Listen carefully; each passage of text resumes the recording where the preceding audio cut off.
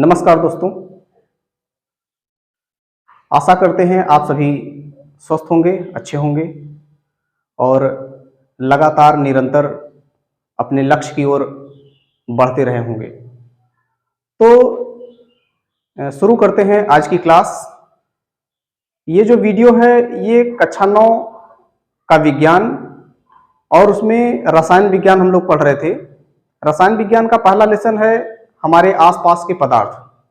हमारे आसपास के पदार्थ में हम लोग पिछले वीडियो में पढ़े थे क्या वस्तुएं या क्या पदार्थ अपनी अवस्था में परिवर्तन कर सकता है। तो इसका हमको जवाब मिला था हाँ, पदार्थ अपनी अवस्था में परिवर्तन कर सकता है। लेकिन इससे पहले एक प्रश्न आया था कि अवस्था में परिवर्तन तो हो सकता है लेकिन कैसे। तो इसमें हम लोग एक हेडिंग कल पढ़े थे कि तापमान में परिवर्तन का प्रभाव या तापमान में परिवर्तन करके हम किसी वस्तु के अवस्था को परिवर्तित कर सकते थे। जैसे हम लोग एग्जाम्पल भी देखे थे। आज उसके आगे का जो टॉपिक है वो है दाब परिवर्तन का प्रभाव। एक तो तापमान परिवर्तन के प्रभाव के कारण वस्तु के अवस्था में परिवर्तन किया जा सकता है और दूसरा है दाब परिवर्तन के प्रभाव के कारण वस्तु की अवस्था में परिवर्तन किया जा सकता है। ठीक, तो यहां पे हम लोग देखते हैं कि दाब परिवर्तन के प्रभाव के कारण वस्तु अपनी अवस्था कैसे परिवर्तित करती है। जैसे जब हम किसी भी वस्तु को दबाते हैं तो उसकी अवस्था बदल जाती है। जैसे यहां पे देखिए लिखा गया है कि पदार्थ के अलग अलग अवस्था में अंतर उनके कणों की दूरी के कारण होता है। जैसे पदार्थ की अवस्था में परिवर्तन, उसमें पाए जाने वाले जो कण होते हैं अर्थात जो अणु होते हैं, अणु के दूरी के हिसाब से हम कह सकते हैं कि यह वस्तु ठोस है, यह वस्तु द्रव है और यह वस्तु गैस है। जैसे तीन पदार्थ हैं, एक पदार्थ ये है, एक पदार्थ ये और एक पदार्थ ये। इस पदार्थ में इसके जो अणु हैं एकदम पास पास हैं, एकदम पास पास हैं और इस पदार्थ में इसके जो अणु हैं वो थोड़ा क्या है, दूर दूर है। और ये जो पदार्थ है इसके अणु और दूर दूर हैं, बहुत दूर दूर हैं। तो अणुओं के बीच जो दूरी है उसी के आधार पर तो हम कहें कि वस्तुओं की अवस्था अलग अलग है। अलग अलग वस्तुओं की अवस्था क्या है, अलग अलग होती है। किसके अनुसार होती है, उनमें पाए जाने वाले अणुओं के बीच के दूरी के अनुसार। ठीक है, तो ये हो गया। जैसे सिलेंडर में भरी गैस, सिलेंडर में गैस एकदम दाब के साथ भरी जाती है। जैसे गैस है, गैस को हम अत्यधिक दबाव के साथ जब भरते हैं सिलेंडर में तो उनके जैसे यहां पे ये गैस के अणु हैं। किसके अणु हैं, गैस के अणु हैं। गैस के अणुओं को जब और तेजी से दाबा जाता है तो ये गैस के जो अणु जो दूर दूर हैं ये अणु क्या होंगे, धीरे धीरे और पास आने लगेंगे। क्या आएंगे, पास आएंगे। पास आएंगे तो इनकी अवस्था धीरे से बदल जाएगी, अर्थात ये गैस से किस में बदल जाएंगे, द्रव में बदल जाएंगे। ये द्रव हो गया और ये ठोस है। देखिए ठोस के अणु एकदम पास पास हैं, द्रव के थोड़ा दूर दूर हैं और गैस के एकदम दूर। तो गैस के जो अणु होते हैं उनको अत्यधिक दाब के साथ किसी बर्तन में जब भरा जाता है तो इनके अणु क्या होते हैं और पास आ जाते हैं। इनके अणुओं के बीच की दूरी क्या होती है, एकदम घट जाती है, एकदम पास पास आ जाते हैं और इसके अवस्था में परिवर्तन होता है। अर्थात ये गैस से किस में बदल गए, द्रव में बदल गए। तो ये चीजें समझ में आ गई। दाब में परिवर्तन करके हम वस्तु की अवस्था में क्या कर सकते हैं, परिवर्तन कर सकते हैं। जैसे यहां पे हम लोगों ने एग्जाम्पल एक समझा। ठीक, अब आगे उसी क्रम में आगे बढ़ते हैं। जैसे यहां पे तो वस्तु के अवस्था में परिवर्तन के दो कारण हैं, एक तो ताप में परिवर्तन करके और दूसरा दाब में परिवर्तन करके। देखिए यहां पे लिखा है दाब बढ़ने तथा ताप घटने से। दाब को बढ़ा देंगे और ताप को क्या करेंगे, कम करेंगे तो क्या होगा, गैस द्रव में बदल जाता है। जैसे कल वाले वीडियो में हम लोगों ने देखा कि ताप को हम लोगों ने कम कर दिया। क्या किया? ताप को कम कर दिया। तो जैसे जल था, जल का ताप हमने कम किया तो जल धीरे धीरे बर्फ के रूप में हो गया, या जल के ताप को हमने बढ़ा दिया तो वो जल किस रूप में हो गया? गैस के रूप में हो गया, जलवाष्प के रूप में हो गया। वही चीज लिखा है, दाब बढ़ाने से, अभी यहां पे दाब बढ़ाने से गैस किस में चेंज हुआ? द्रव में चेंज हुआ। और सॉरी, दाब घटाने या बढ़ाने से पदार्थ की अवस्था में परिवर्तन हो सकता है। दाब चाहे घटाएंगे और चाहे बढ़ाएंगे, उसके अवस्था में परिवर्तन अवश्य होगा, जरूर होगा। ठीक, उसके बाद देख लेते हैं, दाब बढ़ने तथा ताप घटने से गैस द्रव में बदल जाता है। ठीक, ये भी बातें हम लोग समझ लिए। अब अगला जो टॉपिक है वो है हिमीकरण। क्या है? हिमीकरण। देखिए यहां पे हम लोग बात किए थे ताप वाले में। जैसे ये जल है, जल को जब हम क्या करेंगे? ठंडा करेंगे, इसका तापमान कुछ और होगा। जब हम तापमान को कम करेंगे, तापमान कम करेंगे तो जल किस में बदल जाएगा? बर्फ में बदल जाएगा।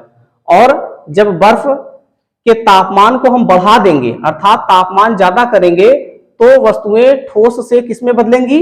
द्रव में बदलेंगी। किस में बदलेंगी बच्चों? द्रव में। अब यहाँ पे देखिए जल को और गर्म करेंगे तो जल किस में बदल जाएगा? जलवाष्प में बदल जाएगा। और जलवाष्प को अगर हम ठंडा करेंगे तो किस में बदल जाएगा? ये जल में बदल जाएगा। ठीक, तो ये हो गया अवस्था परिवर्तन। अब हम बात करते हैं किसकी? हिमीकरण की। हिमीकरण किसे कहते हैं? हिमीकरण का अर्थ है हिम। हिम का मतलब होता है बर्फ से है। ठीक, हिम का मतलब किससे होता है? बर्फ से होता है। ठीक, द्रव का ठोस में बदलना हिमीकरण कहलाता है। जैसे फ्रिज में हम द्रव को रखते हैं, पानी को रखते हैं, वो किस में बदल जाता है? बर्फ में बदल जाता है। तो उसको हम क्या कहते हैं? बर्फ जम गया ना। उसी प्रक्रिया को हम क्या कहेंगे? हिमीकरण। अब बात करते हैं संघनन की। संघनन में क्या होता है बच्चों? गैस का द्रव में बदलना क्या कहलाता है? संघनन। जैसे कोई गैस है, उस गैस को क्या करो? द्रव में बदल दो, तो यह प्रक्रिया क्या कहलाएगी? संघनन कहलाएगी। गैस का द्रव में बदलना क्या कहलाता है? संघनन कहलाता है। ठीक, उसके बाद हिमांक क्या होता है भाई? हिमांक जिस ताप पर ठोस द्रव में परिवर्तित होता है। क्या? जिस ताप पर ठोस द्रव में परिवर्तित होता है, वह ताप द्रव का क्या कहलाता है? हिमांक कहलाता है। वह ताप क्या कहलाएगा? द्रव का हिमांक कहलाएगा। ठीक है, ये बात हो गया। अब लास्ट जो है वो है ऊर्ध्वपातन। ऊर्ध्वपातन किसे कहते हैं? कोई बताएगा ऊर्ध्वपातन किसे कहते हैं? बताइए, बताओ भाई, जल्दी बताओ फटाक से। अरे यार खड़े हो, बताओ आराम से।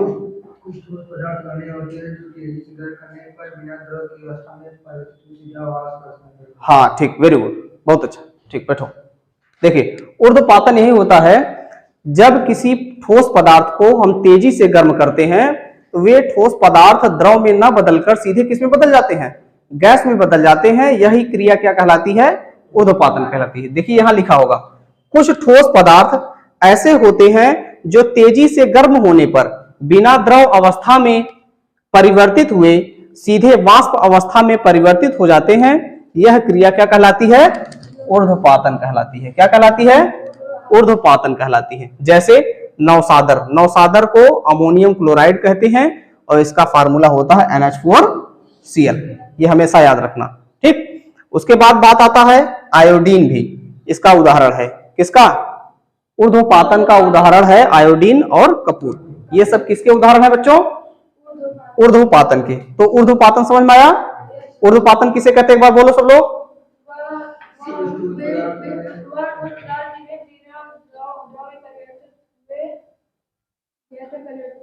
बताओ बताओ, उसको बताओ। सर कुछ पदार्थ ऐसे होते हैं जो बिना द्रव में परिवर्तित हुए सीधा गैस में परिवर्तित होते हैं। हाँ, यह क्रिया क्या कहलाती है? ऊर्ध्वपातन कहलाती है। एकदम सरल सी परिभाषा है। ठीक, अब देख लेते हैं एक चीज और। वाष्प को ठंडा करने पर, ऊर्ध्वपातन के दौरान कोई ठोस सीधे वाष्प में बदला था, उसको जब हम वाष्प को जब ठंडा करेंगे तो उन्हें हम फिर से ठोस अवस्था में क्या कर सकते हैं, प्राप्त कर सकते हैं, प्राप्त कर सकते हैं ना। ठीक, उसके बाद वाष्प को ठंडा करने पर प्राप्त ठोस को ऊर्ध्वपातज कहते हैं। क्या कहते हैं, ऊर्ध्वपातज। ऊर्ध्वपातज किसे कहते हैं, जिस पदार्थ को हम ठंडा करेंगे और वह ठोस के रूप में हो जाएगा, वही पदार्थ क्या कहलाएगा, ऊर्ध्वपातज। ठीक, पदार्थ ही क्या कहलाएगा, ऊर्ध्वपातज कहलाएगा। ठीक है, ठीक।